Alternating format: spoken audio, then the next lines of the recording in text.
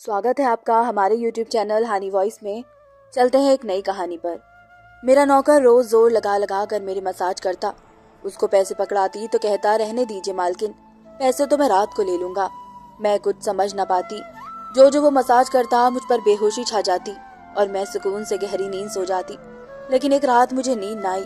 मेरे होश उड़ गए जब उस रात मसाज करते करते मैं बहुत खूबसूरत थी, इसलिए शादी से पहले रोज मेरे लिए रिश्ते आ जाते थे। मैं अपने माँ बाबा की एक ही बेटी थी, इसलिए मेरे बाबा चाहते थे कि मैं इंजीनियर बनकर उनका नाम रोशन करूं। मगर जब मेरे लिए इतने अच्छे रिश्ते आते थे तो मेरी माँ मुझे कहती थी कि पढ़ाई छोड़ दो ताकि मैं तुम्हारी शादी जल्द से जल्द कर दूं। मगर मैं अपनी माँ से कहती थी कि मैं तो इंजीनियर बनना चाहती हूँ। मगर ये सुनकर मेरी माँ को गुस्सा आ जाता था और वो कहती थी कि तुम अभी शादी कर लो, ये इंजीनियरिंग बाद में कर लेना। मगर मेरे बाबा नहीं मानते थे, इसलिए मेरी माँ एकदम एक बूढ़े बाबा के पास गई और उनसे कहा कि मैं अपनी बेटी की शादी करना चाहती हूँ। मगर इसके बाबा नहीं मान रहे। कोई ऐसा टोटका बताए जिससे इसके बाबा शादी के लिए फौरन राजी हो जाए। उस बूढ़े बाबा ने मेरी माँ से 10,000 रुपए लिए और ऐसा टोटका बताया कि मेरे बाबा मेरी शादी के लिए फौरन मान गए। ये रिश्ता मेरे बाबा के दोस्त ने अपने बेटे के लिए मांगा था और कहा कि आपकी बेटी शादी के बाद भी इंजीनियर बन सकती है। यह सुनकर मेरे बाबा ने शादी के लिए फौरन हाँ कह दी और मैं विदा होकर अपने ससुराल आ गई। मेरे ससुराल वाले बहुत ही अमीर थे, इसलिए मैं और मेरे पति अलग घर में रहते थे।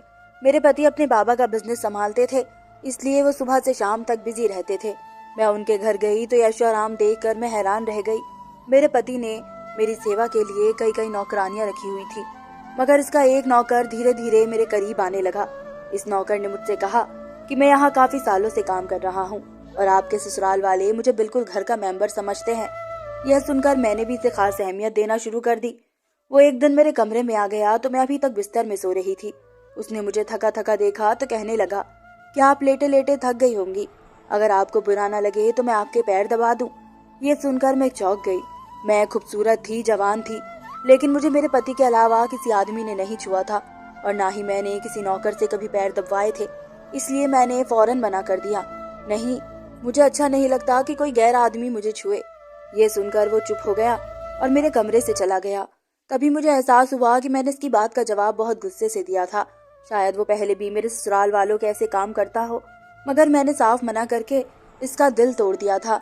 दरअसल मैं बहुत ही नाजुक मिजाज की थी और बहुत ही अच्छे दिल की भी थी, इसलिए मुझे बाद में अफसोस होने लगा। मैं इसके बारे में सोचने लगी कि नौकर तो काफी जवान और खूबसूरत है, मुझे इससे पैर नहीं दबाने चाहिए थे। शायद मेरे पति को ये बात अच्छी ना लगे। अगले दिन भी ऐसा हुआ, नौकर ने यही बात मुझे दोबारा दोहराई। मैं इस दिन बहुत थकी हुई थी, इसलिए मैंने अपने पैर बिस्तर से नीचे कर लिए और उससे कहा कि तुम मेरे पैर दबा दो। यह सुनकर वो खुश हो गया और उसने मेरे पैर दबाने शुरू कर दिए। वो इतने हल्के हल्के पैर दबा रहा था कि मुझे फिर से नींद आने लगी। ये देख कर वो नौकर कहने लगा, मालकिन आपको नींद आ रही है, आप बिस्तर पर लेट जाए, मैं आपके पैर दबाता रहूंगा। मैं ऐसी बेहोशी में थी, इसलिए फौरन बिस्तर पर लेट गई। वो नौकर बिस्तर पर आ गया और मेरे पैर दबाने लगा। इसके बाद मुझे होश नहीं रहा और मैं सो गई। मुझे नहीं पता था कि मैं इतने घंटे सोई। मेरी आंख खुली तो मैंने देखा था कि वह नौकर अभी तक मेरे पैर दबा रहा था। ये देखकर मुझे इस पर तरस आ गया और मैंने हाथ बढ़ाकर अपने पर्स को खोला और कुछ नोट निकाले और नौकर के हाथ में रख दिए। ये देखकर वो शर्माने लगा। मालकिन, आप मुझे पैसे देकर शर्मिंदा कर रही है, मेरी सैलरी अच्छी खासी है, मुझे इन पैसों की जरूरत नहीं है। यह सुनकर मैंने उससे कहा, ये पैसे तुम्हारी मेहनत की कमाई है। यह सुनकर इस नौकर ने मुझे वो पैसे ले लिए और मेरे कमरे से निकल गया। मेरा पति रात को देर से आता था, इसलिए मैंने शाम को फिर इस नौकर को अपने कमरे में बुलाया और उससे कहा कि तुम्हारी मालिश से मुझे बहुत अच्छी नींद आती है, इसलिए जब तक मेरा पति घर नहीं आ जाता तब तक तुम मेरे कमरे में ही रहना। शायद नौकर को पैसों का लालच आ गया था, इसलिए वो मेरी बात सुनकर खुश हो जाता और कहने लगता, मैं तो आपका मामूली सा नौकर हूँ, इसलिए बेझिझक होकर आपके पैर दबा देता हूँ ताकि आपकी थकान उतर जाए और आपको सुकून मिल जाए। यह सुनकर मैंने उससे कहा कि तुम्हारे हाथों में तो जादू है, इसलिए तो मेरी सारी थकान उतर ही जाती है। एक दिन नौकर ने मुझसे कहा कि आपकी सास भी कभी कभी मुझसे मसाज करवा लेती है। यह सुनकर मैं चौंक गई। मुझे मेरी सास ऐसी नहीं लगती थी, मगर वो नौकर झूठ बोलने वाला नहीं लगता था। मुझे ससुराल आए हुए 1 महीना होने वाला था, इसलिए मैंने नौकर को परख लिया था। वो मुझे हर बात सच ही कहता था।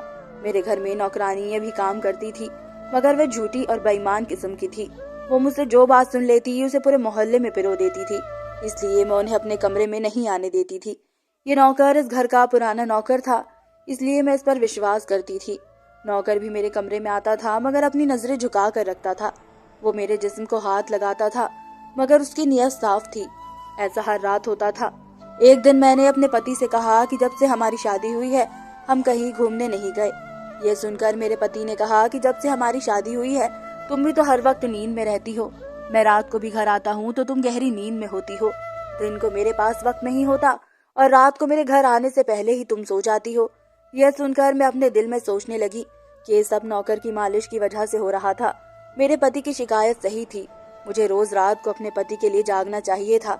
इस दिन मैंने सोच लिया था कि आज रात जब नौकर मुझे मालिश के लिए आएगा तो मैं साफ मना कर दूंगी ताकि मुझे नींद ना आए और मैं अपने पति के आने तक जागती रहूं। शाम हुई तो मैंने नहाकर खुद को अच्छे से तैयार किया और दुल्हन बनकर बिस्तर पर बैठ गई। नौकर मेरे कमरे में आया तो उसने मुझे मालिश के लिए पूछा मगर मैंने साफ इनकार कर दिया।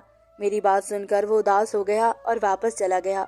कुछ देर बाद नौकर मेरे कमरे में आया तो इसके हाथ में दूध का गिलास था। मैंने खाना नहीं खाया था इसलिए फौरन दूध पी लिया और अपने पति का इंतजार करने लगी। मगर मुझे नींद आ गई और मैं सो गई। सुबह में जागी तो नौकर फौरन मेरे कमरे में आया और कहने लगा, मालकिन आपके लिए नाश्ता लेकर आऊं? यह सुनकर मैंने अपने पति के बिस्तर की तरफ देखा, वो खाली था। ये देखकर नौकर कहने लगा, मालिक को जरूरी काम था, वो नाश्ता करके चले गए हैं। यह सुनकर मेरा मूड खराब हो गया। मैं रात भर इस चीज का इंतजार करती रही मगर वो सुबह होते ही ऑफिस चले गए। मैंने नौकर से कहा कि मेरे लिए चाय ले आओ। नौकर कमरे से बाहर निकल गया। तभी मैंने अपने जिस्म की तरफ देखा तो चौंक गई। रात को मैंने दुल्हन का लिबास पहना हुआ था मगर अब मेरे जिस्म पर वो कपड़े नहीं थे। मैंने अभी जेवर पहने हुए थे। मेरा सर भारी होने लगा था। मुझे सोचकर चक्कर आने लगे थे कि रात को मेरे साथ क्या हुआ था और मेरे कमरे में कौन था और उसने मेरे साथ क्या किया था, मगर मुझे कुछ याद ना आया। मेरा दिल घबराने लगा और मैंने अपना सर पकड़ लिया। मेरा पूरा बदन दर्द कर रहा था, इसलिए नौकर चाय लेकर आया तो मैंने उससे कहा कि मेरा बदन दबा दो। ये सुनकर बिस्तर पर आ गया और मुझे दबाने लगा। इस दिन मैं देर तक बिस्तर पर पड़ी रही। इस दिन मेरा पति अचानक घर आ गया। मैंने उसे देखा तो उस पर बरस पड़ी। मैं रात को तुम्हारे लिए दुल्हन बनकर जागती रही मगर तुम नहीं आए। ये सुनकर मेरा पति कहने लगा, लेकिन मैं रात को कमरे में आया तो तुम गहरी नींद में थी, इसलिए मैंने तुम्हें नहीं जगाया। ये सुनकर मैं चौंक गई। मगर मेरे कपड़े किसने बदले और नींद पूरी होने के बाद मेरा जिस्म क्यों दर्द से दुख रहा था। मैं उलझ गई। तभी मेरा पति कहने लगा, अच्छा ठीक है, मूड खराब करने की जरूरत नहीं है। मुझे आज रात को भी एक काम के सिलसिले में जाना है, इसलिए देर हो जाएगी, मगर अभी मेरे पास 3-4 घंटे खाली है। अगर तुम कहो तो हम अभी कहीं बाहर जा सकते हैं। ये सुनकर मेरा मूड खुद ब खुद ठीक हो गया और मैं सारी बातों को भूलकर खुश हो गई। शादी के बाद ये पहला मौका था कि मैं अपने पति के साथ कहीं बाहर जा रही थी। मैं जल्दी जल्दी तैयार होने लगी, जबकि मेरा पति गाड़ी में बैठकर मेरा इंतजार करने लगा। उस वक्त वह नौकर मेरे कमरे में आ गया और मुझसे पूछा, मालकिन आप कहीं जा रही हैं? यह सुनकर मैंने उससे कहा कि हाँ, मगर तुम क्यों पूछ रहे हो? ये सुनकर नौकर कहने लगा, मैं आपका नौकर हूँ, मगर आपको यही सलाह दूंगा कि आप बाहर नहीं जाएं, क्योंकि आपका बदन थक जाएगा। ये सुनकर मुझे गुस्सा आ गया और मैंने उससे कहा कि तुम मेरा नौकर हो, मेरे पति बनने की कोशिश मत करो। ये कहकर मैं बाहर चली गई। न जाने मुझे इस बात पर गुस्सा आ गया था। मैंने इस नौकर को खूब खरी खोटी सुना दी थी। वो अपनी औकात जान गया था। मैं घर आ गई थी पर वो मेरे सामने नहीं आया था। मेरा पति मुझे गेट पर उतार कर वापस बाहर जा चुका था। जबकि मैं अंदर आई तो मेरा सारा बदन पूरी तरह से दुख रहा था। शायद मेरे जिस्म को मालिश की आदत हो गई थी, तभी तो रात होते ही वो मालिश के लिए तड़पने लगता था। लेकिन मैंने इस नौकर को नाराज कर दिया था, इसलिए आज वो मेरी मालिश करने ना आया, मगर मुझे उसकी जरूरत थी। इसलिए मैंने एक नौकरानी को बुलाया और उससे नौकर को बुलाने को कहा। थोड़ी देर गुजरी थी कि वो नौकर मेरे कमरे में आ गया, मेरे बिस्तर पर बैठ गया और चुपचाप मेरे पैर दबाने लगा। ये देखकर मुझे बहुत ही शर्मिंदगी हुई। मैंने उसे इतना बुरा भला कहा था, मगर उसने मेरी बातों का बिल्कुल भी बुरा नहीं माना। मैंने उसे चुप देखा तो कहने लगी, मुझे उस वक्त पता नहीं क्या हो गया था, इसलिए मैंने तुम्हें खरी खोटी सुना दी थी, मगर मैं इतने दिनों के बाद अपने पति के साथ कहीं बाहर जा रही थी, इसलिए मुझे तुम्हारा मना करना बुरा लगा, इसलिए मुझे माफ कर दो। मैं इसकी मालकिन थी और इससे इसके काम के पैसे देती थी, मगर अब भी मेरे अंदर इंसानियत बाकी थी, इसलिए मैंने मालकिन होकर भी नौकर से माफी मांग ली, क्योंकि वो अच्छा नौकर था, मगर वो एक इंसान भी तो था। मेरी बात सुनकर वो नौकर कहने लगा, मैं आपका नौकर हूँ, इस काम के लिए मैं आपसे पैसे लेता हूँ, इसलिए आपको हक है कि आप जो चाहें मुझे कह दें।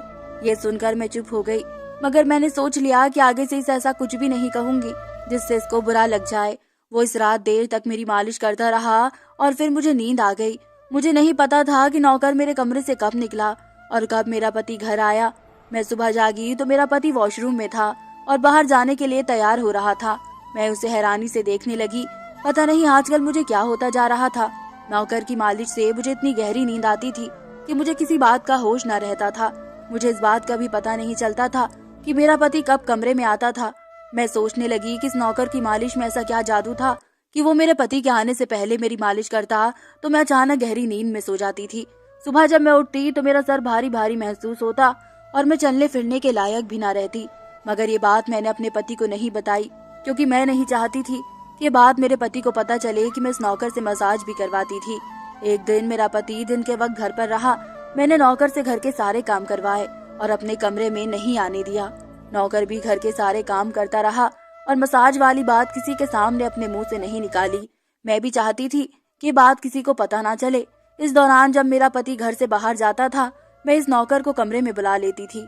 मगर एक दिन मेरा पति अचानक ही घर आ गया और मैं कमरे में थी। ये सुनकर मैं बहुत घबरा सी गई थी और सोचा कि पति के आने से पहले ही नौकर से कह दूं कि वो बाहर चला जाए। मगर ये नौकर वाकई होशियार था।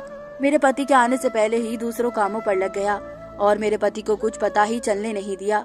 मैं मसाज घर की नौकरानी से भी करवा सकती थी, मगर इस नौकर के हाथों में क्या जादू था कि मैं इसे हर रोज अपने कमरे में बुला लेती थी। मुझे पता नहीं था क्या होता जा रहा था।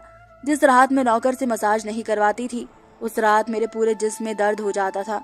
सुबह मैं जागती थी तो मेरा सर भारी हो जाता था और मुझे थकान हो जाती थी।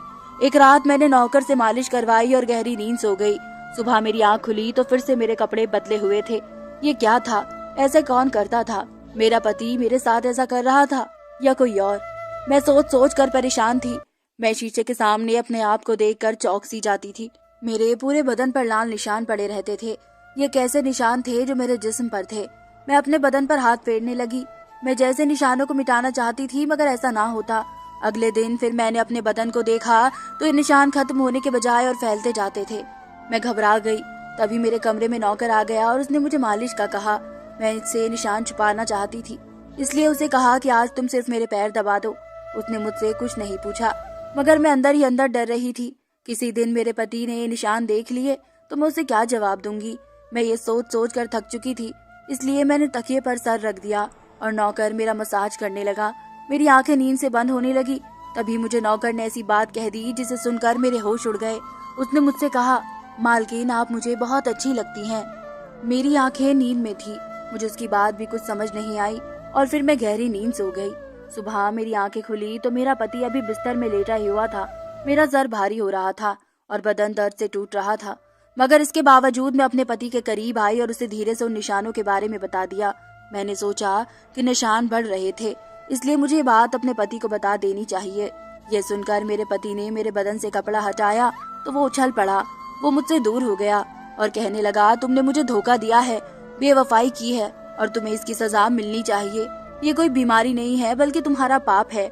मुझ में क्या कमी थी जो तुमने दूसरा आदमी तलाश कर लिया? मैं काम में बिजी था, मर तो नहीं गया था कि तुमने एक और चक्कर चला लिया। ये सुनकर मैं हैरान रह गई थी। मैंने उससे कहा कि आप कैसी बातें कर रहे हैं, मैं बेकसूर हूँ। अगर मैं ऐसी होती तो मैं आपको निशानों के बारे में कभी भी ना बताती। मगर मेरा पति हंसने लगा और कहा कि निशान ही तो बता रहे हैं कि तुम गुनहगार हो, इसलिए मेरे घर से निकल जाओ, मैं तुम्हें तलाक के पेपर्स भिजवा दूंगा। उसने मुझे धक्के मार मार कर घर से बाहर निकाल दिया। मैं रोते हुए अपने माँ बाबा के घर आ गई और उन्हें अपनी बेगुनाही का यकीन दिलाया। वो मेरे अपने थे, इसलिए उन्होंने मुझ पे भरोसा कर लिया। उन्होंने कहा कि वो मेरे पति से बात करने जाएंगे, मगर उनके जाने से पहले तलाक के पेपर्स आ गए और मेरी हंसती मुस्कुराती दुनिया उजड़ गई। मैं इसका जिम्मेदार किसे ठहराती?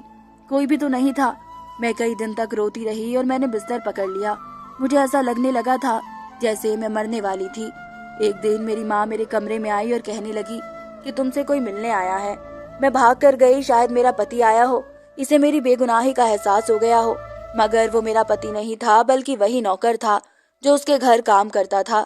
मैंने उससे आने की वजह पूछी तो वो कहने लगा, मैं आपके उन निशानों के बारे में जानता हूँ। ये सुनकर मैं चौंक गई, और ये भी कि क्यों हुए थे। ये सुनकर मैं खड़ी हो गई और उसकी शर्ट का बटन एक झटके से खोल दिया। मुझे समझ आया कि मेरे पति ने मुझ पर इतने गंदे इल्जाम क्यों लगाए थे। ये देखकर मैंने नौकर के सीने पर मारना शुरू कर दिया। ये मेरे जिस्म पर कैसे आ गए हैं? तुमने मसाज के बहाने मेरे साथ क्या किया था? मुझे सच सच बताओ। ये सुनकर नौकर ने मेरे दोनों हाथ पकड़ लिए और कहने लगा, मेरा नाम अमन है और मैं तुम्हारे साथ यूनिवर्सिटी में पढ़ता था, मगर मुझे तुमसे प्यार हो गया था।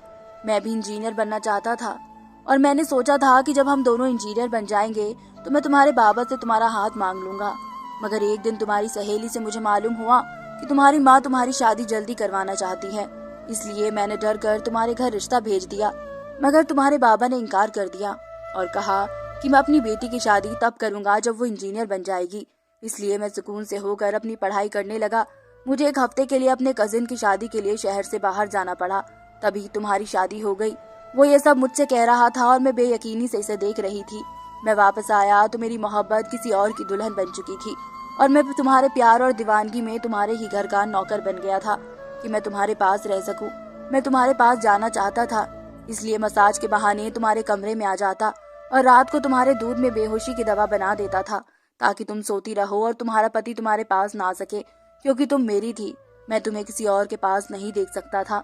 ये सुनकर मैं हक्का बक्का रह गई। क्या तुमने मेरे साथ कभी कुछ गलत किया है?